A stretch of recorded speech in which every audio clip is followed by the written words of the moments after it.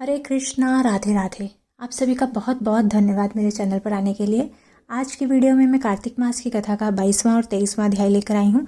अगर आप मेरे चैनल पर नए हैं तो मेरे चैनल को सब्सक्राइब कर लीजिए और साथ ही बेल आइकन को भी प्रेस कर दीजिए ताकि हर वीडियो की नोटिफिकेशन आपको मिलती रहे। और अगर वीडियो अच्छी लगे तो कृपया इसे लाइक कीजिएगा, शेयर कीजिएगा और कमेंट भी ज़रूर कीजिएगा। 22वां अध्याय। राजा पृथु ने कहा कि हे नारद जी, आप कृपा करके मुझको यह बतलाइए कि वृंदा को मोहित करके विष्णु जी ने क्या किया और फिर वह कहाँ गए। जब देवता स्तुति करके मौन हो गए तो भगवान शंकर ने प्रसन्न होकर देवताओं से कहा कि हे ब्रह्मा आदि देवताओं, जलंधर तो मेरा ही अंश था। मैंने उसे तुम्हारे लिए नहीं मारा, यह मेरी संसारिक लीला थी। फिर भी आप लोग सत्य कहिए कि इससे आप सुखी हुए या दुखी।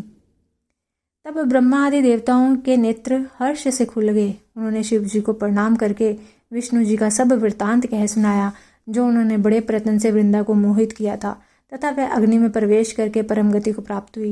देवताओं ने यह भी कहा कि तभी से वृंदा की सुंदरता पर मोहित हुए विष्णु जी उनकी चिता की राख लपेटे हुए इधर उधर घूमते हैं। अतः आप उन्हें समझाएं, क्योंकि यह प्राकृतिक चराचर आपके अधीन है। देवताओं से यह सब सुनकर शंकर जी ने उन्हें अपनी दुस्तर माया समझाई और कहा कि यह सारा जगत उसी के अधीन है। उसी से मोहित विष्णु भी काम के वश हो गए हैं। परंतु महादेवी उमा त्रिदेवी की जननी, सबसे परे यह मूल प्रकृति परम मनोहर और वही गिरजा भी कहलाती है। विष्णु जी का मोह दूर करने के लिए आप सब उनकी शरण में जाइए।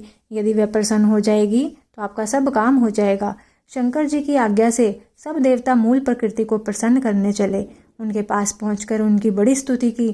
तब आकाशवाणी हुई कि हे देवताओं, मैं 3 प्रकार से, तीनों गुणों से पृथक होकर स्थित होती हूँ। सत्गुण में गौरी, रजोगुण में ज्योति रूप से तथा आप लोग मेरी रक्षा से यदि सादर उन देवियों के पास जाओ तो वह तुम्हारे मनोरथों को पूरा कर देंगी। यह सुनकर देवताओं के नेत्र खुल गए। तब वह भगवती का आदर करते हुए गौरी, लक्ष्मी और सरस्वती को प्रणाम करने लगे। सब देवताओं की भक्तिपूर्वक प्रार्थना से वह सब देवियां प्रकट हो गई। सभी देवताओं ने खुश होकर निवेदन किया। तब देवियों के कुछ बीज देकर कहा कि इन्हें ले जाकर दे दो, तुम्हारे सब काम सिद्ध हो जाएंगे। ब्रह्मा आदि देवता उन बीजों को लेकर विष्णु जी के पास गए।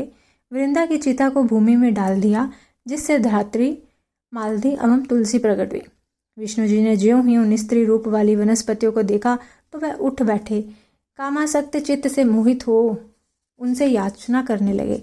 धात्री व तुलसी ने उनसे प्रीति की तो विष्णु सारा दुख भूलकर देवताओं से नमस्कृत होकर अपने लोक को चले गए। वह पूर्ववत सुखी हो शंकर जी का स्मरण करने लगे। यह आख्यान शिव जी की भक्ति देने वाला है। 23वां अध्याय।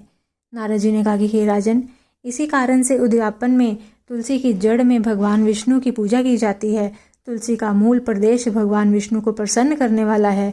हे राजन, तुलसी का पौधा जिस घर में वर्तमान में है वह घर तीर्थ स्वरूप है और उस घर में यमदूत कभी नहीं आते। यह पौधा सब पापों का नाश करने वाला, अभीष्ट फल देने वाला है। जो मनुष्य तुलसी का पौधा लगाता है वह यमराज को नहीं देखता। भगवान नंदी का दर्शन, गंगा स्नान व तुलसी के पौधे का संसर्ग, यह तीनों एक पुण्यप्रद हैं। तुलसी को छूने से कामिक, वाचिक, मानसिक आदि संपूर्ण पाप नष्ट हो जाते हैं। जो प्राणी तुलसी के दल से भगवान विष्णु का पूजन करते हैं वह पुण्य गर्भ में नहीं जाते और निसंदेह जीवन मुक्त हो जाते हैं। तुलसी के दल में पुष्कर आदि समस्त तीर्थ, गंगा आदि नदियाँ और विष्णु प्रभृति सब देवता निवास करते हैं। तुलसी के पौधे के पास जो अपना प्राण विसर्जन करता है वह चाहे कितना बड़ा पापी क्यों ना हो, उसे यमराज नहीं देख सकते। ये राजन, जो लोग तुलसी के काष्ठ का चंदन लगाते हैं वह सहज में मोक्ष को प्राप्त होते हैं। उनके द्वारा किए गए पाप उनके शरीर को स्पर्श नहीं कर पाते हैं। हे राजन, जहाँ तुलसी के वन की छाया हो वहाँ पर पितरों का श्राद्ध करना चाहिए। वहाँ पर पितरों के निमित्त दिया हुआ दान हमेशा के लिए अक्षय होता है। आंवले के वृक्ष की छाया में जो प्राणी पिंड दान करते हैं उनके पितर आदि नरक की यात्रा भी भोग रहे हों तो भी मुक्त हो जाते हैं। सिर, हाथ, मुंह और देह में जो आंवले को धारण करते हैं उनको विष्णु रूप जानना चाहिए। आंवले के फल और तुलसी के दलों को पानी में मिलाकर जो प्राणी स्नान करते हैं उन्हें गंगा स्नान का फल मिलता है। जो मनुष्य आंवले के पत्तों और फलों से देवताओं का पूजन करते हैं उन्हें स्वर्ण, मणि और मोतियों द्वारा पूजन का फल मिलता है। कार्तिक मास में सब तीर्थ, ऋषि, देवता और सब यज्ञ जब तुला राशि में होता है, सूर्य आंवले के वृक्ष में वास करते हैं।